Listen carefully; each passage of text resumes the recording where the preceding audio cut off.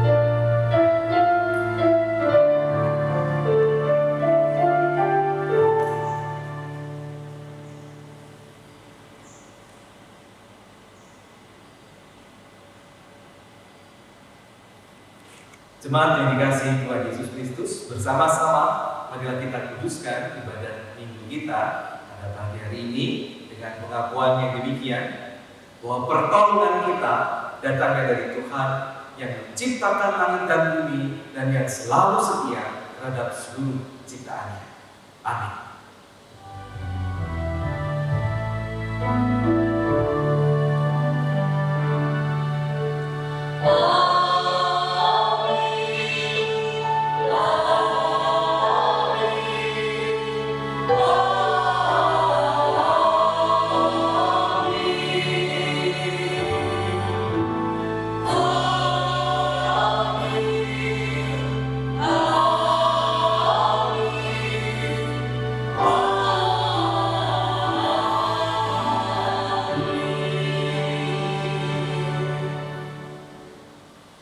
Damai Kristus besertamu Dan besertamu juga.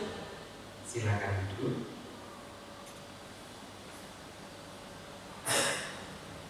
Ya jemaat yang dikasihi Tuhan Yesus Kristus, kita kembali boleh beribadah meskipun melalui media online, media dalam jaringan, ibadah dalam jaringan bersama dengan hati.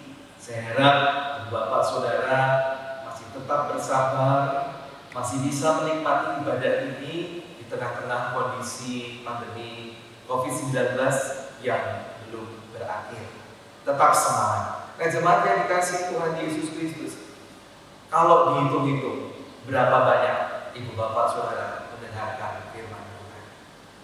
Saya yakin pasti berkali-kali sudah banyak sekali seumur hidup kita. Bahkan selain mendengarkan, Bapak Ibu juga membaca sendiri, mengambil renungan, merenungkan firman Tuhan itu sendiri-sendiri.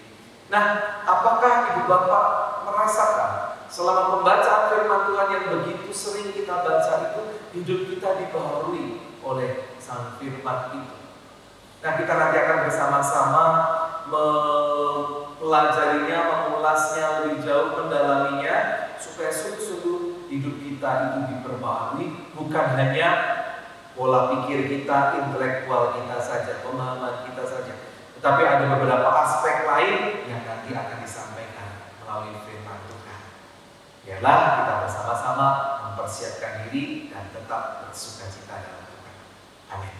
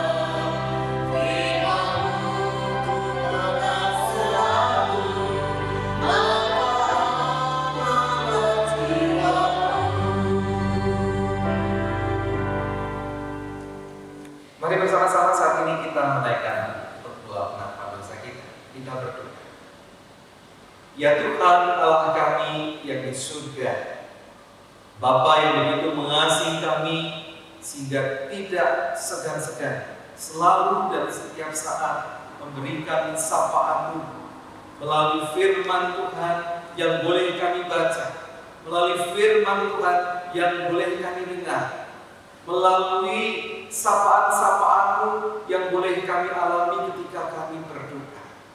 Ya Tuhan, kami bersyukur bahwa Engkau adalah Allah yang peduli, yang mendengarkan bahkan menjawab doa-doa kami. Pada saat ini ya Tuhan, di dalam kerendahan hati kami juga mengakui kelemahan kami, bahwa firman Tuhan yang begitu banyak kami dengar, begitu sering kami perhatikan, kami masukkan di dalam akal pikiran kami. Tetapi seringkali juga firman Tuhan itu belum bisa dengan sangat baik kami praktekkan.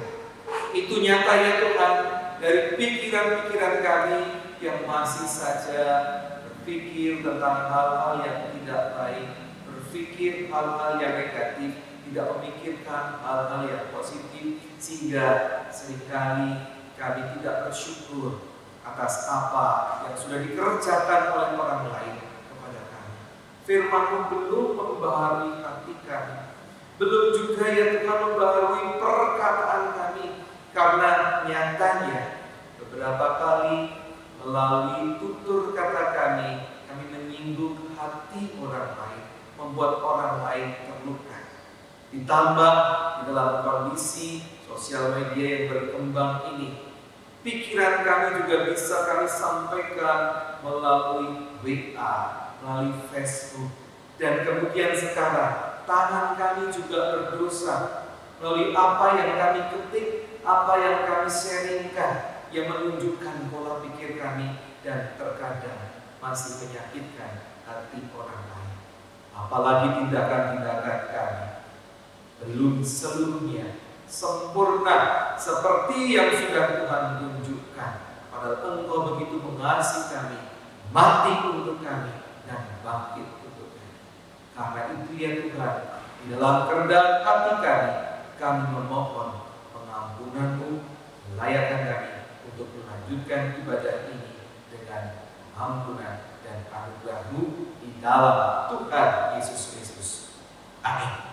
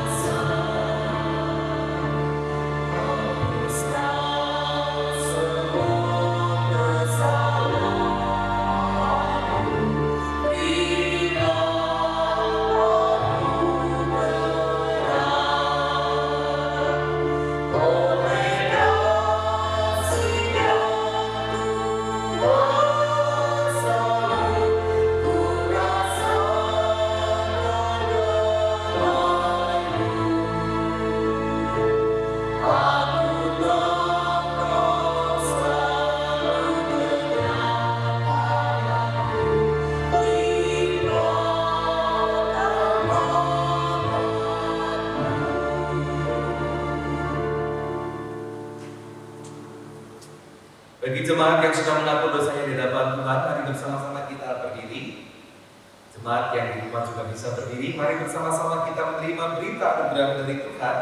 Pagi hari ini dibacakan dari surat Paulus kepada jemaat di Korintus, surat yang kedua, pasal yang keempat, ayat yang ke-6. Di 2 Korintus pasal 4, ayat 6, demikian berita anugerah. Sebab Allah yang telah berfirman, dari dalam gelap akan terbit terang. Ia juga yang membuat terangnya bercahaya di dalam hati kita, supaya kita beroleh terang dari pengetahuan tentang kemuliaan Allah yang nampak pada wajah Kristus. Demikianlah berita anugerah dari Tuhan. Syukur kepada Allah. Salam damai.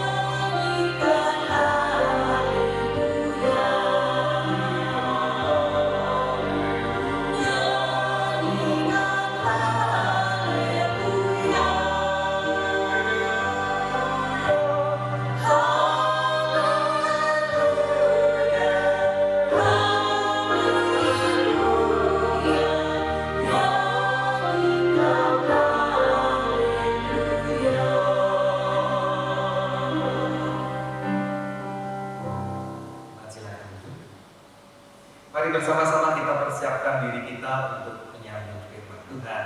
Kita mohon pertolongan Tuhan supaya kita boleh memahami firman Tuhan itu, menyimpannya dalam hati dan perasaan kita, serta melakukannya di dalam hidup kita sehari-hari. Mari kita berdoa. Ya Tuhan, kami bersyukur Engkau adalah Allah yang hidup, yang menyelamatkan kami, memberkati kami, yang memberikan terang di dalam hati kami, sehingga kami boleh mengerti siapakah Kristus itu. Terima kasih ya Tuhan, bila saat ini kami diberikan kesempatan mendengarkan firman-Mu. Engkau mampukan kami dengan kuasa Roh Kudus, sehingga firman-Mu menjadi firman yang hidup, yang memampukan kami untuk hidup berkenan di hadapan Tuhan di dalam hidup kami sehari-hari. Baik itu kami yang menyampaikan firman, demikian juga untuk jemaat Tuhan yang saat ini boleh mendengarkan firman. Di dalam keterbatasan, biarlah Engkau memperlengkapi kami pribadi lepas pribadi. Terima kasih ya Tuhan, berfirmanlah, anak-anak-Mu siap untuk mendengarkannya. Demi Yesus Kristus Tuhan. Amin. Firman Tuhan pada pagi hari ini dibacakan dari Injil Lukas. Injil Lukas pasalnya yang ke-24, kita akan membaca dari ayat ke-13 sampai dengan ayat 35. Lukas 13 sampai dengan Lukas 24 ayat 13 sampai dengan ayat ke-35 ini berkisah tentang Yesus yang menampakkan diri di jalan Emmaus. Demikian firman Tuhan. Pada hari itu juga, dua orang dari murid-murid Yesus pergi ke sebuah kampung bernama Emmaus yang terletak kira-kira 7 mil jauhnya dari Yerusalem. Dan mereka bercakap-cakap tentang segala sesuatu yang telah terjadi. Ketika mereka sedang bercakap-cakap dan bertukar pikiran, datanglah Yesus sendiri mendekati mereka, lalu berjalan bersama-sama dengan mereka. Tetapi ada sesuatu yang menghalangi mata mereka, sehingga mereka tidak dapat mengenal Dia. Yesus berkata kepada mereka, "Apakah yang kamu percakapkan sementara kamu berjalan?" Maka berhentilah mereka dengan muka-muka. Seorang dari mereka, namanya Kleopas, menjawab, "Adakah engkau satu-satunya orang asing di Yerusalem yang tidak tahu apa yang terjadi di situ pada hari-hari belakangan ini?" Katanya kepada mereka, "Apakah itu?" Jawab mereka, "Apa yang terjadi dengan Yesus orang Nazaret? Dia adalah seorang nabi yang berkuasa dalam pekerjaan dan perkataan di hadapan Allah dan di depan seluruh bangsa kami. Tetapi imam-imam kepala dan pemimpin-pemimpin kami telah menyerahkan Dia untuk dihukum mati, dan mereka telah menyalibkannya. Padahal kami dahulu mengharapkan bahwa Dialah yang datang untuk membebaskan bangsa Israel. Tetapi sementara itu telah lewat 3 hari sejak semuanya itu terjadi. Tetapi beberapa perempuan dari kalangan kami telah mengejutkan kami. Pagi-pagi buta, mereka telah pergi ke kubur dan tidak menemukan mayatnya. Lalu mereka datang dengan berita bahwa telah kelihatan kepada mereka malaikat-malaikat yang mengatakan bahwa Ia hidup. Dan beberapa teman kami telah pergi ke kubur itu dan mendapati bahwa memang benar yang dikatakan perempuan-perempuan itu, tetapi Dia tidak mereka lihat. Lalu Ia berkata kepada mereka, "Hai kamu orang bodoh, betapa lambatnya hatimu, sehingga kamu tidak percaya segala sesuatu yang telah dikatakan para nabi. Bukankah Mesias harus menderita semuanya itu untuk masuk ke dalam kemuliaannya?" Lalu yang menjelaskan kepada mereka apa yang tertulis tentang Dia dalam seluruh kitab suci, mulai dari kitab-kitab Musa dan segala kitab nabi-nabi. Mereka mendekati kampung yang mereka tuju. Lalu ia berbuat seolah-olah hendak meneruskan perjalanannya. Tetapi mereka sangat mendesaknya, katanya, "Tinggallah bersama-sama dengan kami, sebab hari telah menjelang malam dan matahari hampir terbenam." Lalu masuklah ia untuk tinggal bersama-sama dengan mereka. Waktu ia duduk makan dengan mereka, ia mengambil roti, mengucap berkat, lalu memecah-mecahkannya dan memberikannya kepada mereka. Ketika itu terbukalah mata mereka dan mereka pun mengenal Dia, tapi ia lenyap dari tengah-tengah mereka.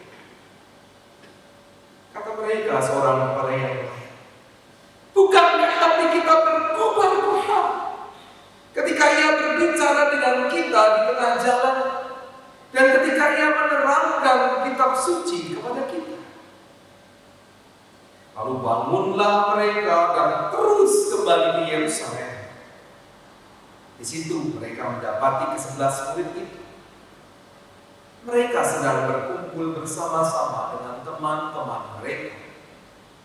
Kata mereka itu, "Sesungguhnya Tuhan telah bangkit dan telah menampakkan diri kepada Simon." Lalu kedua orang itu pun menceritakan apa yang terjadi di tengah jalan dan bagaimana mereka mengenal Dia pada waktu Ia memecah-mecahkan roti. Demikianlah firman Tuhan. Yang berbahagialah mereka yang setia mendengarkan firman Tuhan dan yang memeliharanya di dalam kehidupan hari lepas hari. Haleluya.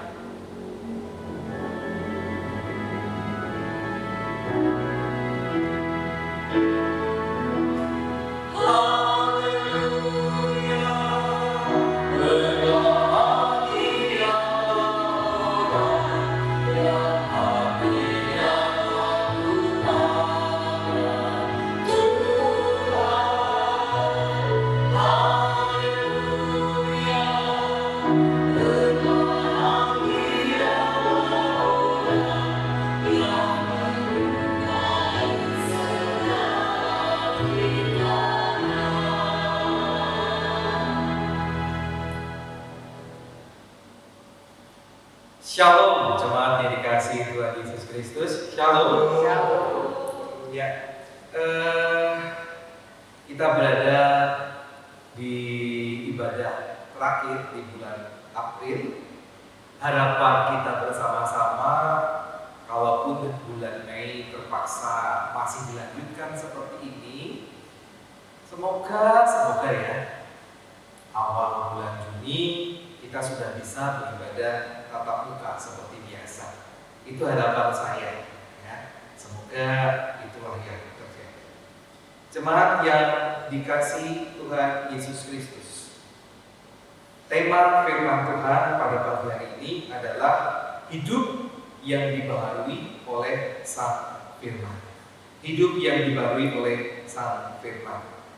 Mengutip 2 Timotius pasal 3 ayat 16-17 demikian, "Segala tulisan yang diilhamkan Allah memang bermanfaat untuk mengajar, untuk menyatakan kesalahan, untuk memperbaiki kelakuan, dan untuk mendidik orang dalam kebenaran." Dengan demikian, tiap-tiap manusia kepunyaan Allah diperlengkapi untuk setiap perbuatan baik.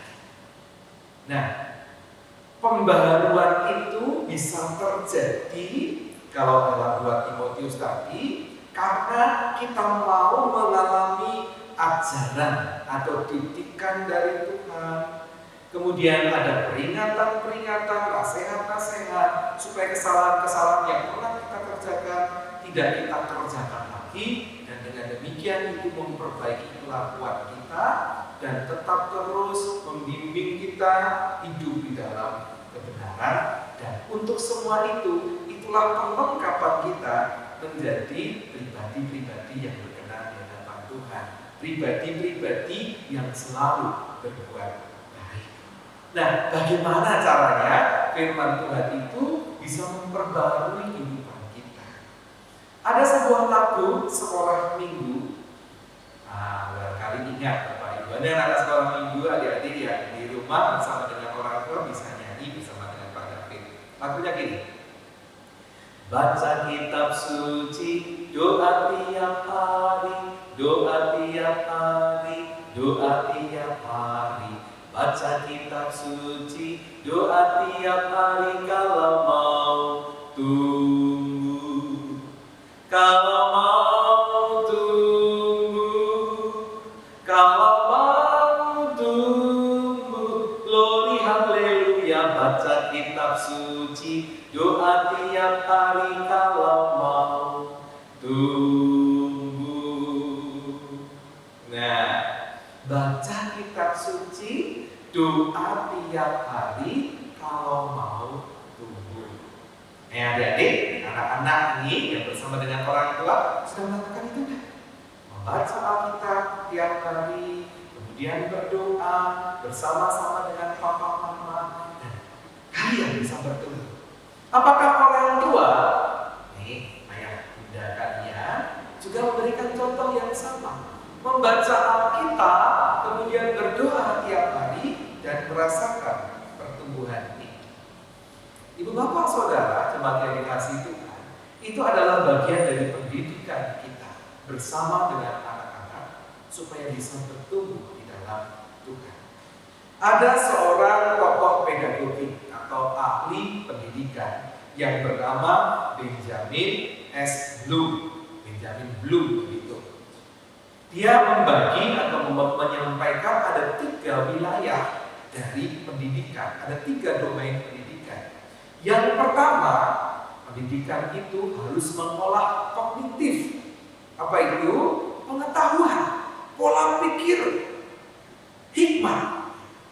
Jadi pendidikan harus bisa memberikan pertumbuhan, perkembangan kognitif dari orang yang dididik, mengalami pengetahuan yang bertambah, pola pikir yang lebih baik. Kemudian yang kedua adalah afektif. Afektif itu apa? Rasa, moral, nilai-nilai religius, nilai-nilai kebajikan. Itu ada kaitannya dengan afektif, perasaan. Dan yang ketiga adalah psikomotorik. Wah, diantaranya adalah kemampuan seseorang untuk menceritakan kembali apa yang dialaminya, kemampuan seseorang untuk menulis pengalaman-pengalaman atau ide-idenya, dan kemudian perilaku seseorang, tindakan seseorang. Ini berkaitan dengan psikomotorik. Kalau yang di sekolah ya olahraga, itu kaitannya dengan psikomotorik. Jadi pendidikan itu harus bisa mengembangkan 3 wilayah ini yang dimiliki oleh setiap pribadi manusia. Yang kognitifnya, afektif, saya tunjuk di sini karena di sini perasaan, kita akan memperlukan tangan kita akan merasakan, ya berdasarkan di sini. Wah, aku merasakan itu kan, tapi aku merasa hati kita, perasaan, kemudian juga psikomotorik, cara kita bertindak. 3 hal ini harus dikembangkan dalam pendidikan. Nah, bagaimana hubungannya 3 wilayah pendidikan ini ke dalam pembaharuan ketika kita mendengarkan firman Tuhan? Apakah kita bisa memiliki hikmat dari Tuhan? Apakah kita bisa berbela rasa sesuai dengan yang dirasakan Tuhan, supaya sesuai dengan yang dirasakan oleh sesama kita? Dan apakah kita juga lalu mempraktekkan firman Tuhan itu di dalam tindakan-tindakan kita? Ada banyak contoh pendengar khotbah yang hanya sampai pada ini pemahamannya, tapi tidak bisa mempraktekannya ataupun tidak ada perubahan afeksi perasaan di dalam hati. ada orang, semoga itu bukan saya, semoga itu juga bukan ibu bapak saudara, pulang dari gereja mendengarkan firman tentang kasih, ya. Ketika sampai di parkiran, mobilnya terhalang oleh mobil yang lain, dia menunggu lama. Lalu orang-orang yang di sini kok tidak segera pulang, tidak segera keluar, itu bikin dia gemes, bikin dia marah. Dan kemudian ketika orangnya datang, ini sudah bahaya, puji Tuhan, sudah dia mau keluar, bisa keluar nih. Ternyata di dalam mobil masih berlama-lama, dan kemudian keluarlah orang ini bertengkar dengan yang punya mobil yang menghalangi tadi. Lalu terjadilah perdebatan, pertengkaran. Pulang gereja, habis mendengarkan firman Tuhan yang berbicara tentang kasih. Bukankah berarti firman Tuhan itu hanya berhenti di sini? Tetapi tidak berhenti di sini, apalagi di dalam perilaku sehari-hari. Ibu bapak, saudara, adik-adik yang dikasih Tuhan, jemaat GKI Gunung Indah. Pembaharuan bagi Kleopas dan teman dalam perjalanannya, mereka melakukan perjalanan dari Yerusalem ke Emmaus, dan pembaharuan ini dikerjakan oleh Tuhan Yesus sendiri. Tadi sempat kita membaca bahwa perjalanannya itu ada berapa mil? Kira-kira 7 mil jauhnya. Dan itu kalau disamakan dengan kilometer, itu sekitar 11 sampai 12 kilometer perjalanan. Nah, saya tidak tahu berapa lama kalau berjalan kaki, saya sudah lupa. Kalau dulu saya bersepeda 10 kilometer itu ada 1 jam. 1 jam 10 kilometer. Setengah jam atau 1 jam ya? Saya lupa. Kalau kuliah perjalanan saya adalah sekitar 10 km. Kalau berjalan kaki, ini pasti lebih lama lagi dan lebih berhenti, melelahkan. Puji Tuhan, untungnya Kleopas berdua, ada teman ngobrolnya. Nah, dalam perjalanan 7 mil ini, mereka tidak sadar kalau mereka sedang bersama-sama dengan Yesus. Karena apa?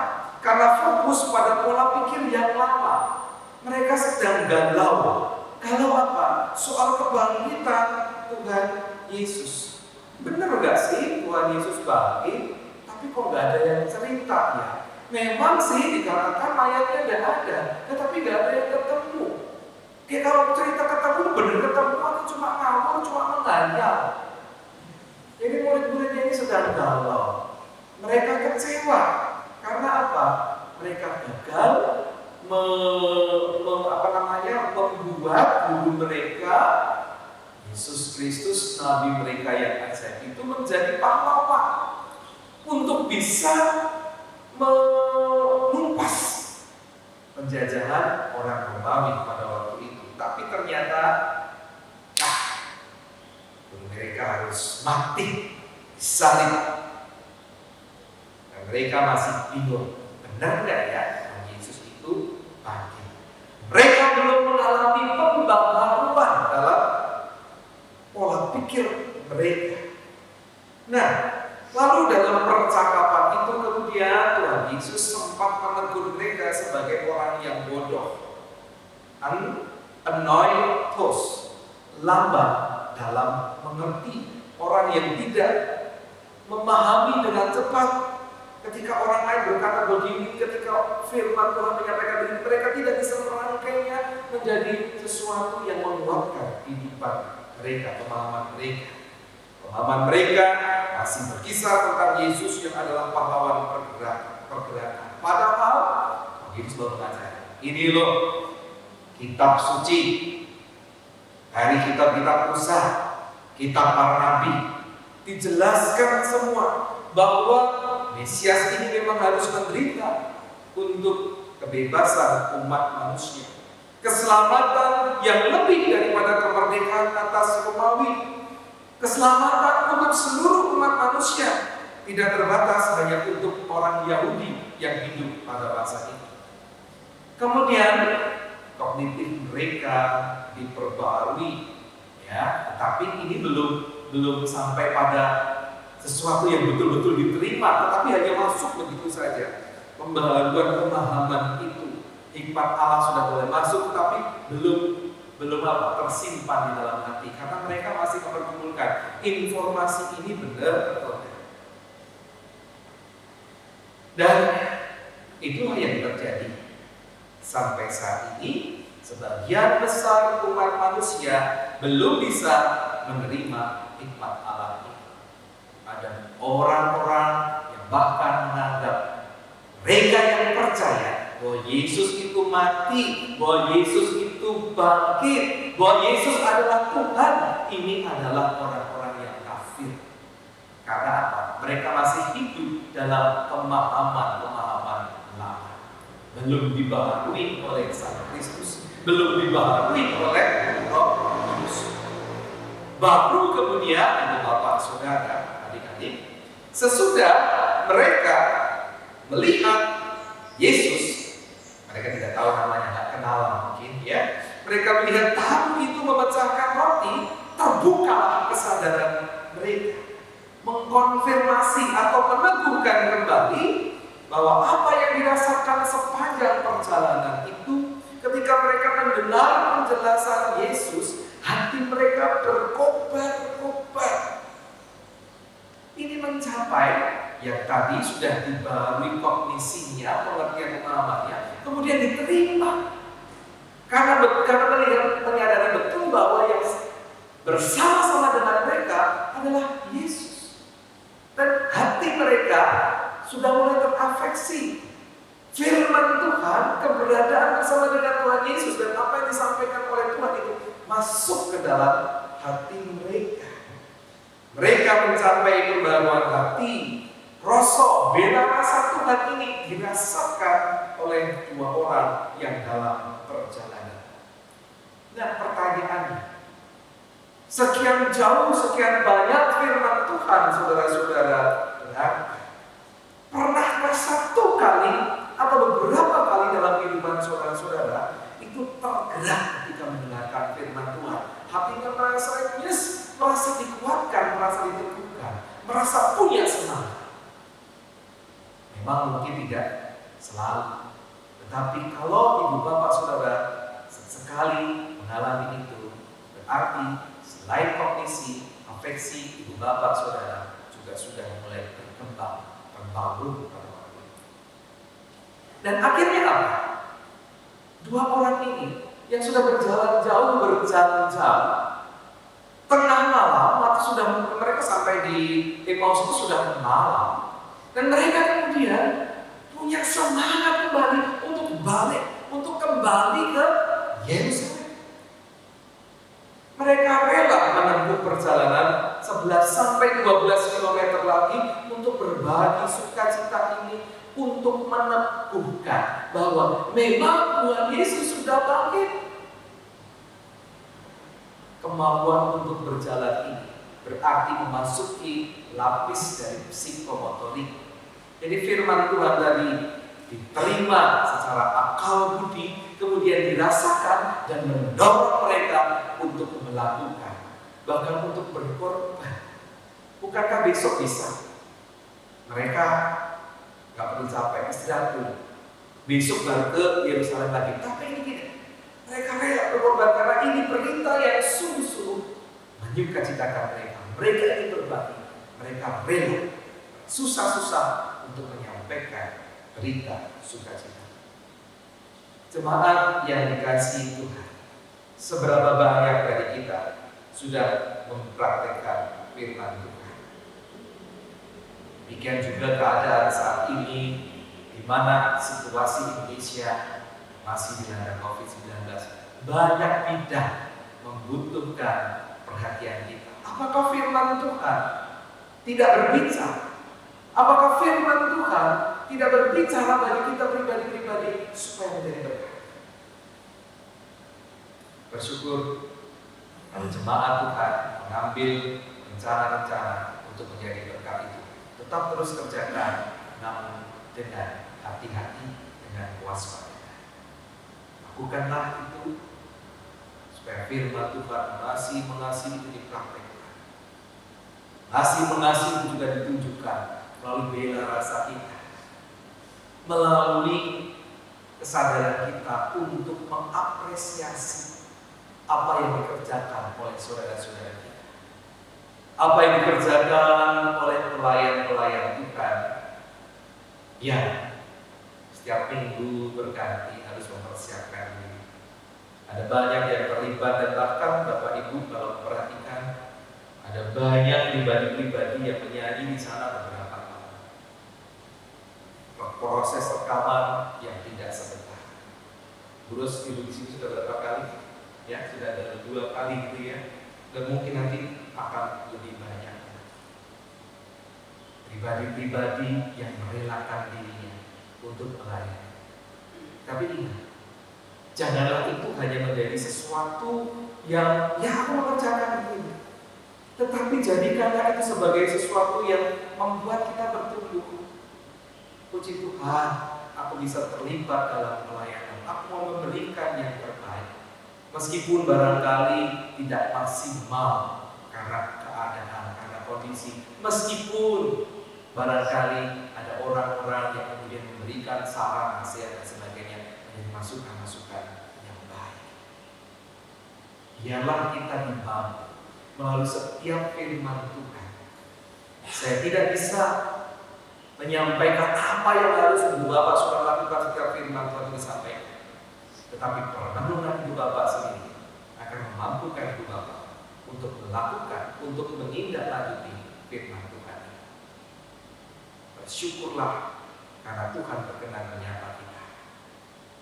Biarlah kita boleh berubah menjadi pribadi-pribadi yang setia. Ada sebuah ilustrasi penutup Ibu Bapak Saudara. Ini percakapan dari 2 orang. Yang satu adalah petobat baru, dia habis dikatekisasi dan ditanya oleh temannya. Ya. Biasanya orang dibaptis itu kan katekisasi dulu.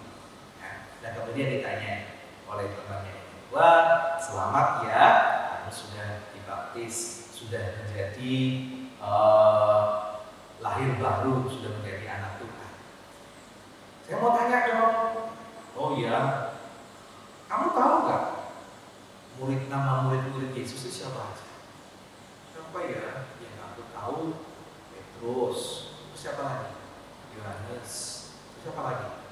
Andreas, siapa lagi? Siapa ya? Lupa. Oh, lupa ya karena banyak. Oke ya sederhana. Kamu tahu hukum kasih? Oh iya, aku tahu hukum kasih. Bisa sebutkan hukum kasih?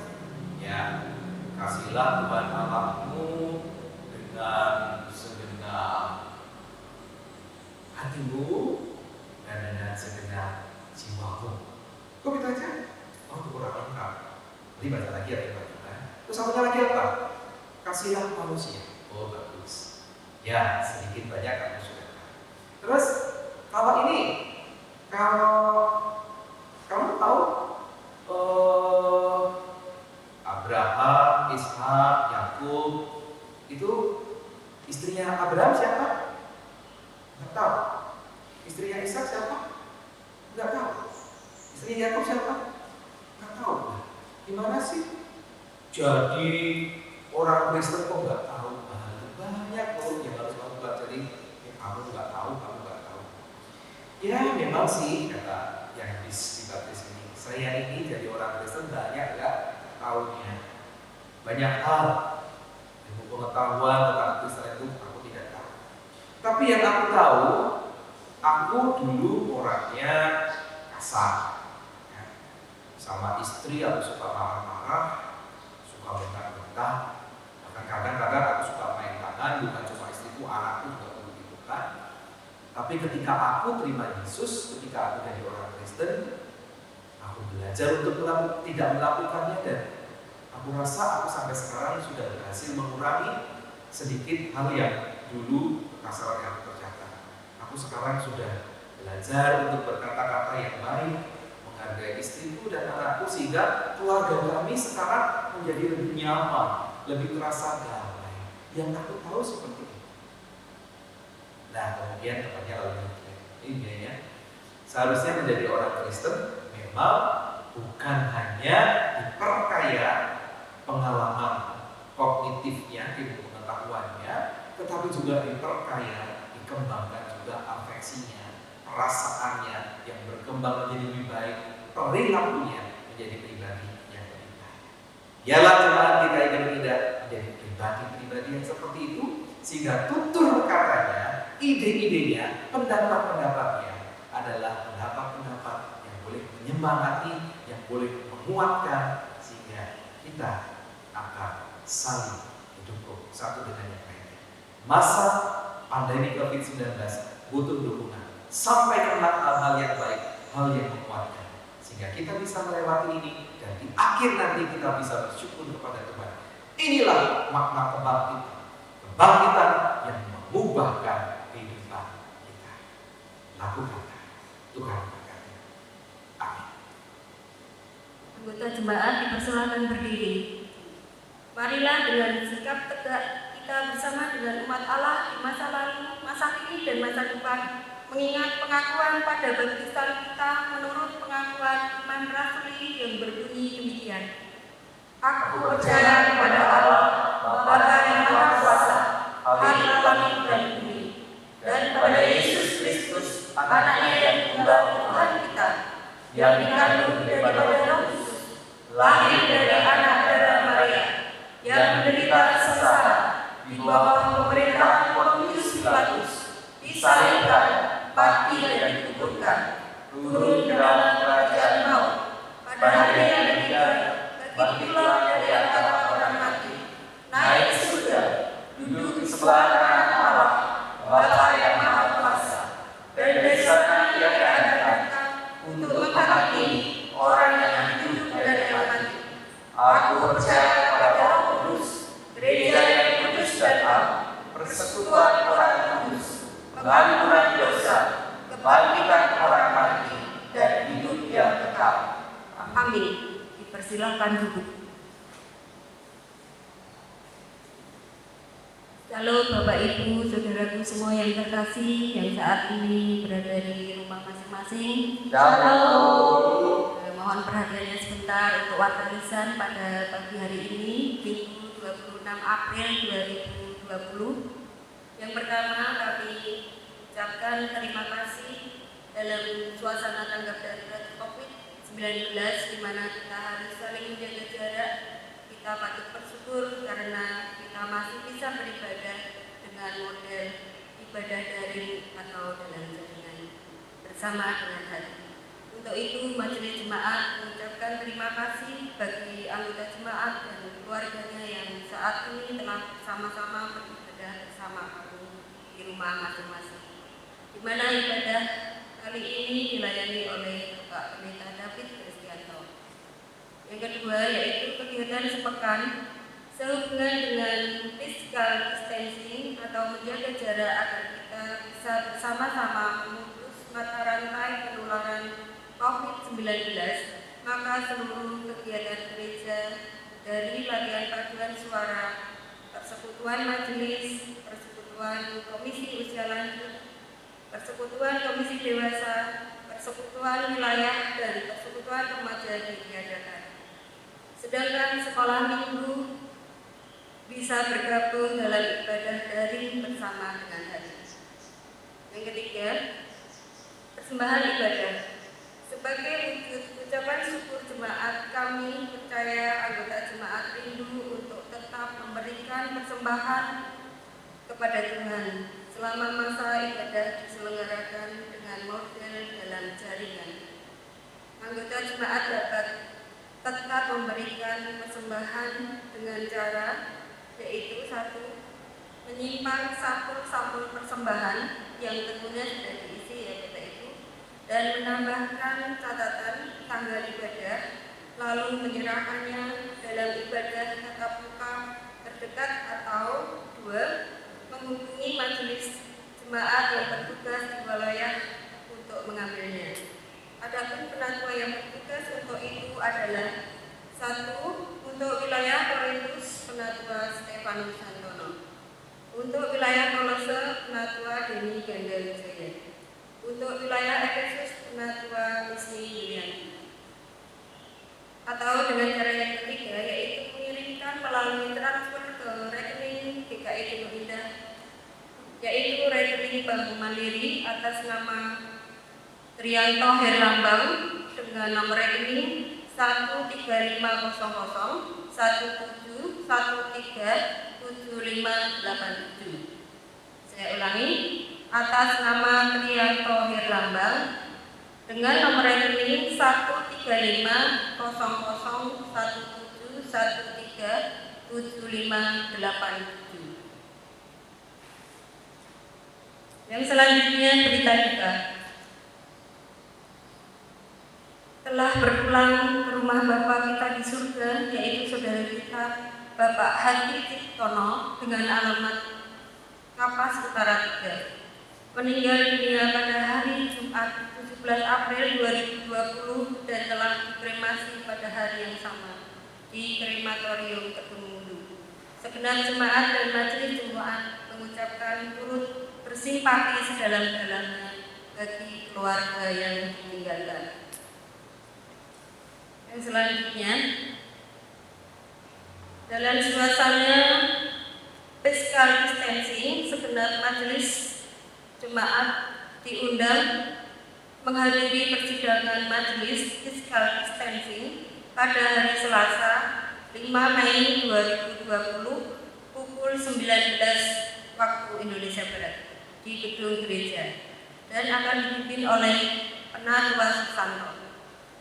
Bagi anggota jemaat yang ingin memberikan masukan dapat menyampaikannya secara tertulis kepada majelis jemaat. Mohon dukungan segenap anggota jemaat. Dan yang terakhir atau yang berulang tahun pada minggu-minggu kemarin, yang pertama yaitu Ibu tanggal 20 April Ibu Dwi Astuti. Tanggal 20 April juga Ibu Dwi Retno. Ini bukan kembar ya Bapak Ibu Saudara, ini kebetulan sama bulan dan tanggalnya. Dan yang selanjutnya tanggal 24 April anak Immanuel Kevin Purnomo. Dan tepat hari ini tanggal 26 April saudari kita Gracia Nanda Trisani. Kami segenap jemaat dan majelis jemaat mengucapkan selamat ulang tahun. Tuhan Yesus memberkati. Jemaat, mari bersama-sama kita menaikkan doa-doa sahabat kita. Mari kita berdoa. Ya Tuhan Allah kami yang di surga, terima kasih untuk firman yang boleh kami dengarkan. Biarlah kami tidak cukup puas untuk memahami, untuk mengerti firman Tuhan, tapi mampukanlah kami juga untuk bisa merasakan apa yang Tuhan inginkan di dalam kehidupan kami. Kami merasakan sama seperti yang dirasakan oleh Tuhan Yesus Kristus, sehingga hidup kami diubah karena perasaan. Dan kami juga dimampukan oleh Tuhan melalui firman Tuhan pada pagi hari ini. Kami boleh melakukan firman Tuhan itu. Perkataan kami menjadi perkataan yang membawa berkat bagi orang lain. Tulisan-tulisan kami pun demikian. Sikap, tindakan, perbuatan kami juga boleh menjadi berkat. Hanya dengan seperti itulah maka firman Tuhan itu bertumbuh. Kami boleh menjadi pribadi yang bertumbuh atas firman yang kami dengarkan melalui apa yang kami hasilkan yang bisa dirasakan dan diterima oleh banyak orang. Karena itu ya Tuhan, kami berdoa supaya di masa pandemi COVID-19 ini hidup kami menjadi hidup yang membawa berkat. Tuhan berkati supaya kami boleh mendukung apa yang sudah diatur oleh pemerintah bangsa kami. Seraya kami juga berdoa supaya Tuhan pandemi ini bisa segera berakhir. Kami rindu akan semakin hari semakin sedikit yang boleh dideteksi menderita COVID-19. Sekian hari tambah banyak yang dinyatakan sembuh. Tambah hari tambah sedikit yang harus meninggal karena COVID-19. Tuhan berikan kami kesabaran bersama-sama dengan warga bangsa yang lain baik mereka yang sudah dinyatakan PSBB ataupun seperti kami di Semarang yang belum, kami boleh bertanggung jawab. Anak-anak kami Engkau berkati supaya pendidikan mereka pun tetap bisa berjalan meskipun dikerjakan dari rumah. Demikian juga anak-anak Tunas Wacana, Engkau berkati mereka tetap bertumbuh. Tuhan berkati sekolah-sekolah yang meskipun tidak mengadakan pengajaran pendidikan tatap muka, biarlah para orang tua wali siswa tetap bertanggung jawab untuk membayar uang sekolah itu. Tuhan berkati, Tuhan cukupkan untuk setiap kami di dalam kebutuhan kami sehari-hari. Karena memang pekerjaan-pekerjaan kami saat ini kurang memberikan hasil yang lebih. Tetapi Engkau mampukan kami untuk mencukupkannya. Terima kasih ya Tuhan. Engkau berkati mereka yang sakit, mereka tetap mengandalkan Tuhan. Mereka yang terdampak oleh virus corona ini, mereka boleh bersabar. Ataupun kalau mereka bersinggungan dengan orang-orang yang terkena COVID-19, mereka dengan tanggung jawab boleh mengisolasi diri. Terima kasih ya Tuhan. Biarlah tambah hari kami semakin dimampukan untuk menghadapi COVID-19 ini dengan bertanggung jawab. Engkau menjauhkan pemerintah bangsa kami dari hal-hal yang jahat, hal-hal yang buruk. Mampukan pemerintah bangsa kami dikomandani oleh Presiden Jokowi serta pejabat-pejabat dari pusat sampai daerah mengkoordinasi segalanya berjalan dengan baik sehingga krisis-krisis yang mungkin terjadi bisa dihalangi, bisa dihindarkan. Terima kasih ya Tuhan. Engkau memberkati setiap anggota jemaat PKI Indah di dalam pergumulan mereka masing-masing, tetap berharap bersandar kepadamu yang Allah yang telah bangkit. Di dalam Tuhan Yesus Kristus kami mau persembahkan doa kami mengalaskan doa kami ini. Kami mengakhiri dengan doa sebagaimana yang telah Tuhan ajarkan kepada kami.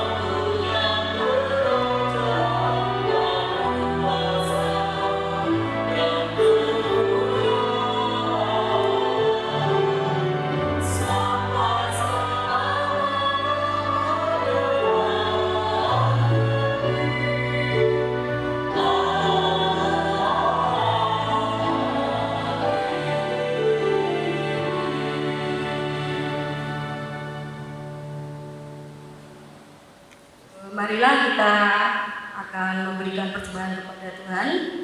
Dengan penuh syukur, mari kita hadirkan persembahan yang telah kita siapkan seraya mengingat firman-Nya dalam Amsal 3 ayat 9 sampai dengan 10 yang berbunyi demikian. Muliakanlah Tuhan dengan hartamu dan dengan hasil pertama dari segala penghasilanmu, maka lumbung-lumbungmu akan diisi penuh sampai melimpah-limpah, dan bejana pemerahanmu akan meluap dengan air buah anggurnya. Seraya kita memberikan persembahan kepada Tuhan, kita akan pujikan pujian PKJ 146, terima kasih ya Tuhan.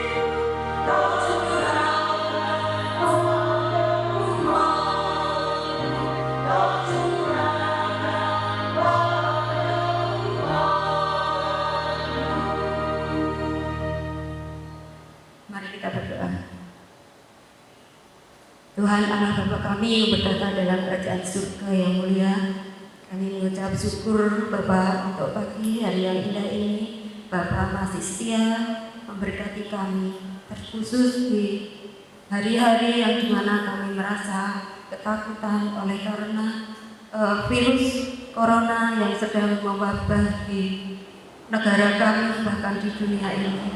Kiranya Bapa senantiasa memberkati kami di dalam keadaan apapun kami.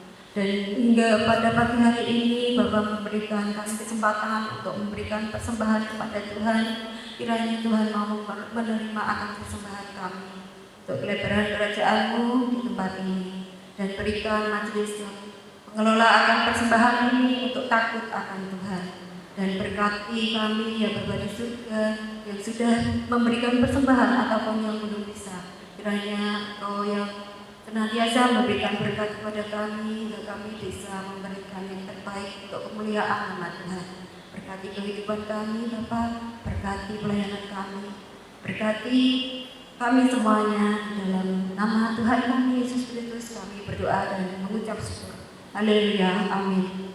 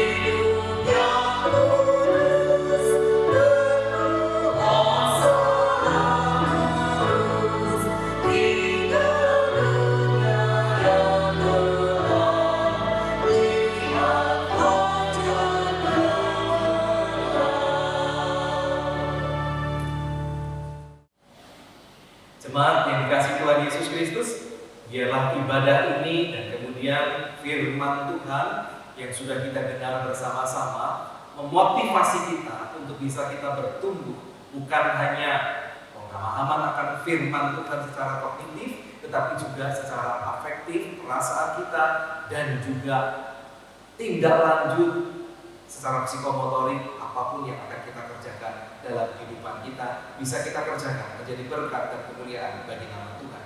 Untuk melakukan itu semua, selalu arahkanlah hatimu kepada Tuhan. Kami mengarahkan hati kepada Tuhan. Jadilah saksi-saksi Kristus. Kami siap menjadi saksinya. Tuhan akan memberikan kekuatan kepadamu. Syukur kepada Allah. Terpujilah Tuhan.